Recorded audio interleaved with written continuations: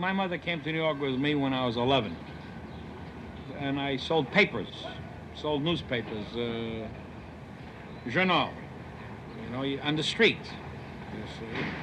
And when I was 12 and a half, I got a job on a paper, the New York Journal, as a copy enfant, you see. And when I was 14, I got a job with the greatest editor in the United States, Arthur Brisbane. Very big man, old man. And Arthur Brisbane, when he was very young, he wrote the story about Bartholdi in 1886 and the Statue of Liberty. That was his story. It's a famous newspaper. And I worked on that paper till I was 17, and then I became a reporter. I worked on a paper called The Graphic, and that's a bad paper. Beaucoup crimes every day. And my mother, she's not alive now, but my mother, like all mothers, I work, she eats, see? But she says, why don't you work on a good paper? And I said, why don't you work on a good paper? I take the money every week from a bad paper. She eats. She's eating. And while she's eating, she said, why don't you work on a good paper? Compris? It's so silly. The mothers are all alike.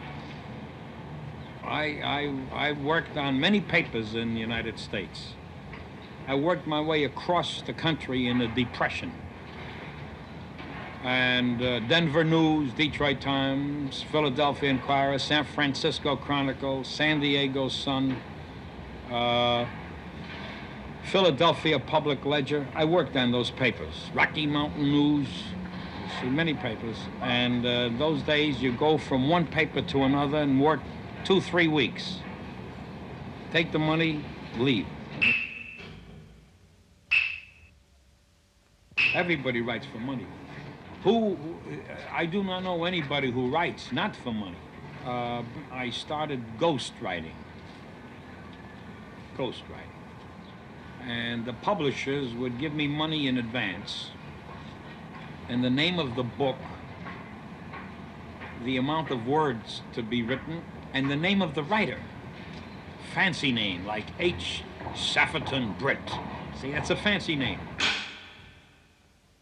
I don't like politics. As far as religion is concerned, I am not religious. But I have many, many times put religion into a picture, because if you are religious and you believe in this,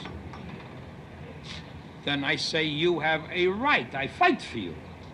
I respect what you want to believe in. I mean, who am I to tell you what to believe in? I get very, I fight.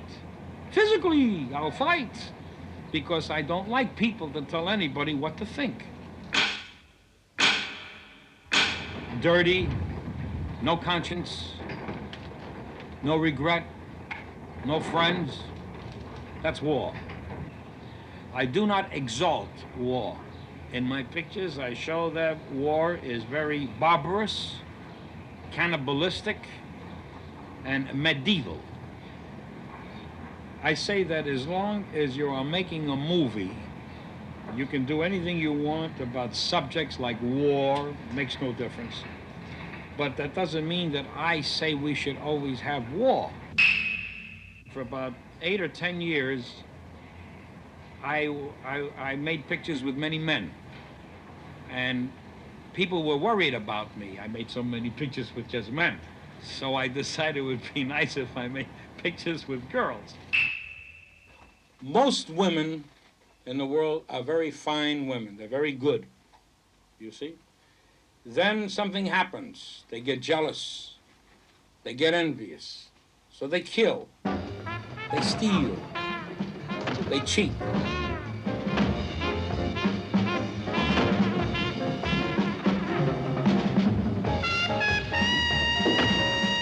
I'm drunk, Kelly, please. I'm drunk, Kelly, please. I'm drunk.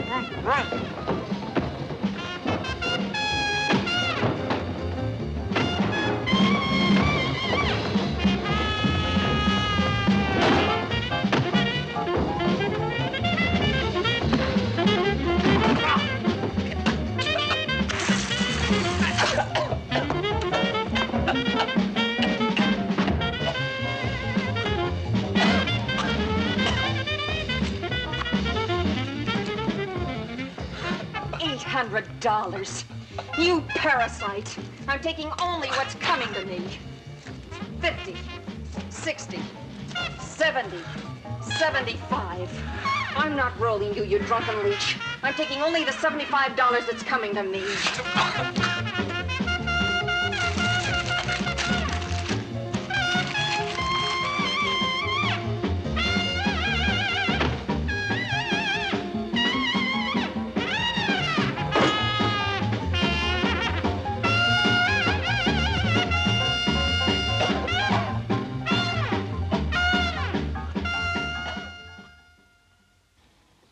People who go to movies like exotic things. Whenever you have a movie about Rome or Paris, the reason in Hollywood, at any of the studios, the reason they show Paris, not the way you see it, because you say, my God, another Arc de Triomphe, another this, another that. They don't care about that. They know that millions of people all over the world, when they hear of Paris, they want to see Paris the way the picture postcards are. You cannot argue with what the people want. Now, I do not like hamburgers. I don't eat hamburgers in America. But every day, 10 million hamburgers are sold. 20 million hot dogs, they're sold in cities. I do not like malted milk. There's over 100 million malted milk sold alone in Hollywood at the drugstores between 11 in the morning and 3 in the afternoon.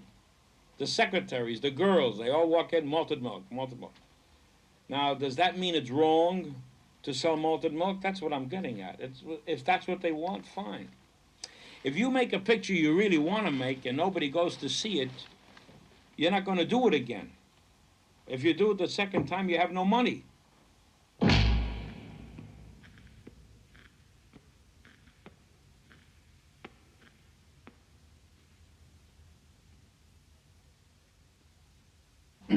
My favorite picture is the champion flop of all time. Not an ordinary flop, but a champion flop. That's Pacro. I like that so much, I put my money into it. See? At that time, I had some money in the bank, and I exactly had $201,000 in the bank. I took $200,000, I left $1,000 in the bank for cigars and cognac and vodka. See? And I took the $200,000 and I put it in the picture. And all going like that. But I knew in advance, Luke, in advance, that the people would not like the picture. You understand? This is a personal gratification to make a picture about a street, a newspaper street, that I grew up on when I was a child. And I liked it. Now, you know artists here in Paris, young directors, they have an idea. How many of them would put their own money into the picture? That's what I want to know.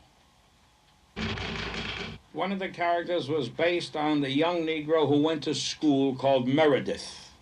It was based on him, the first Negro who went to university down in the South. And I said to myself, what would happen if he got sick in the head and went crazy? And he went to hospital. And he thought he was white, and he thought he was the head of the KKK. So I put into his mouth the words that made him crazy. That, to me, is good drama. Let's get him before he marries my daughter.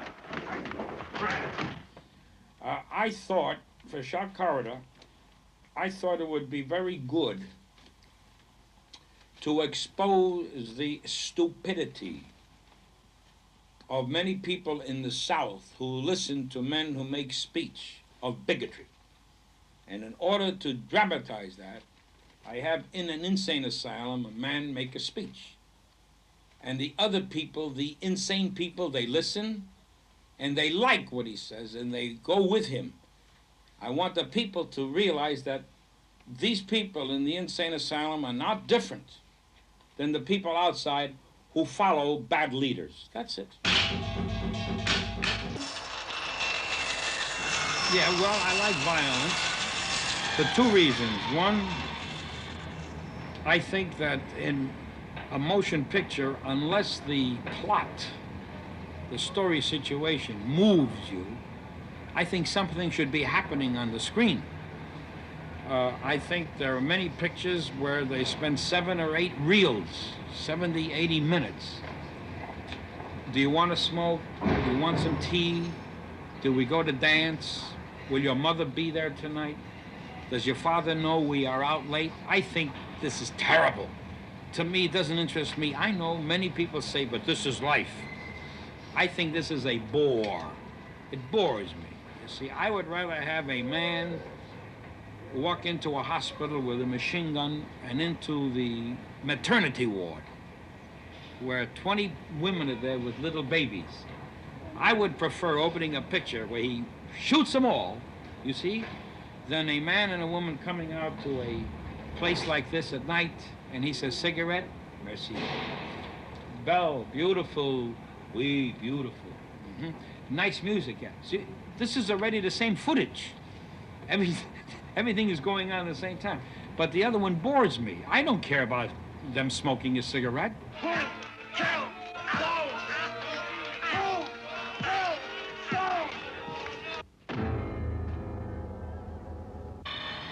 That's it.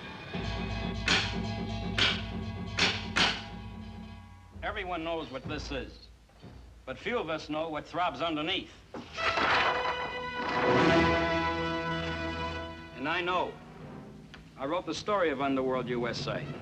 My name is Sam Fuller, and in order to back up my story, I had to get facts. Well, I dug deep, and I got the facts. Facts that uncovered a world of vice and crime. And that's why Underworld USA has to be seen, because this world, with all its quiet brutality, is a threat. It's a threat to everyone, everywhere. I always am interested in anything illegal because it's interesting and exciting. I have nothing against an organization in America called the Girl Scouts of America, the Boy Scouts. I think it's very nice. But I am not interested in writing how they make fire with 2 pieces of wood. That to me is not dramatic, and I don't care if they make a fire, unless they're going to burn down a whole city. You say, why do I like evil organizations? You say it's evil. To the gangsters, they are not evil. To you and maybe to me, they are evil. You see, you look at it on one side. To them, it's not. We are the evil ones. We are the fools. They have no patience for people who work all day and go home and eat with the families. To a criminal, a working man is a criminal. You must look at... I have talked to many criminals since I've been a young man. I interviewed them in execution chambers where they are electrocuted. I've interviewed them where they are hanged, you know, hanged. And I've interviewed them where they are gassed. And all of them have the same philosophy. They think I am fool. They laugh at me, even though they're going to die. These are pure criminals, and I like them because they are part of a world, they're progress in civilization.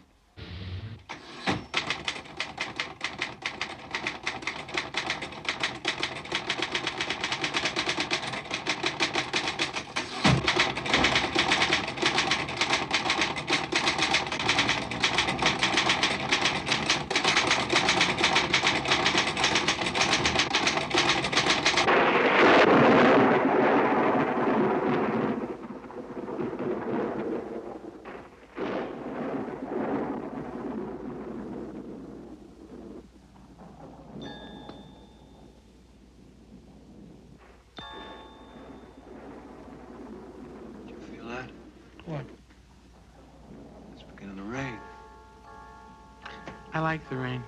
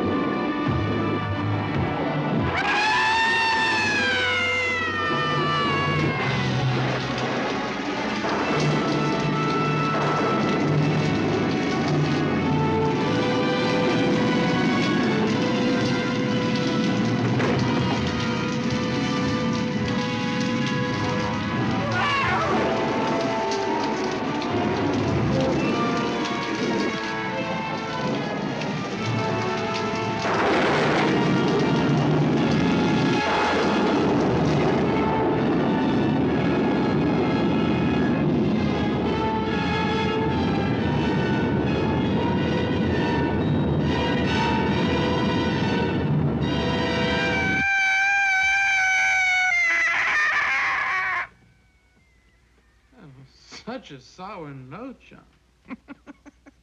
You were way off key.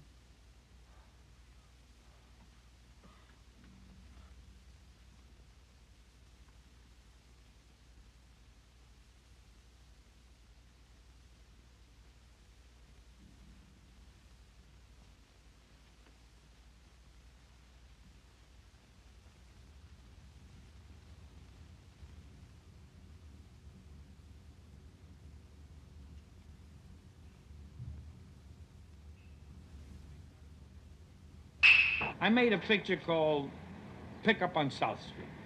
I had a 10-minute scene. 10 minutes.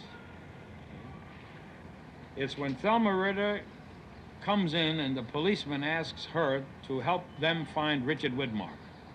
And she has a tie, and she's trying to sell it to the government official. I had 32 camera moves. You didn't notice it. You thought they were cuts. 32 times the camera moved. 32, 32. You see? And my grip, my man with the dolly, never looks up. He looks down, like this with the camera. And I'm right behind him. When I touch him, he goes to number 2. I touch him, 3. Touch him, 4. If I do that, he skips 1. He'll go to C. I go back again, he goes to 5. Are you with me? He knows. He's got a mind. And another man is crossing him off. Now, the actors, they're moving. I go in close. I'm down here. I'm up there. I whip, and I'm slow. I rehearsed that thing all day, and I took the scene about 4 o'clock in the afternoon. I had 3 days ahead of schedule. Sorry to interrupt you, Mr. Fuller, but aren't long takes like that a little risky? What if something goes wrong toward the end? Oh, the last 2 minutes. You're right. That's the excitement. That's the excitement, that if the scene takes 9 or 10 minutes, now we're near the end. We're near the end, and your heart's going like that, because if they make one mistake, it's spoiled. But that's excitement for the director, not the audience. I'm not interested. They don't know technically what I'm doing. It's excitement for me, and the actors act better. They get more tired as they talk. They don't have to worry about their voice changing.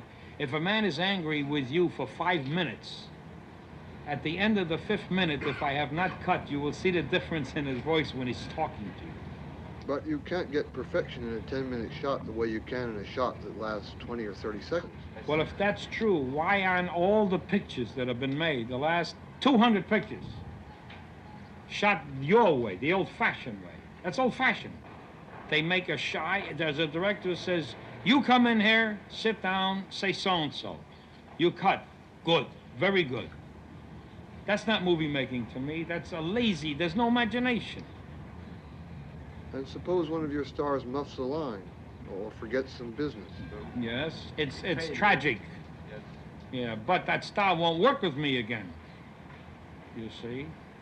When I shoot the scene, I never want my people to think mechanically of where they go, where they sit, because my crew is ready. If a man has to go from this chair to this table, and he's going to make a mistake, my cameraman has already lit it in a way where he's prepared for a mistake. The man, the grip, the man with the camera, he knows exactly. The minute he sees it's wrong, he'll do that. He will. Do you understand? My characters are natural in that.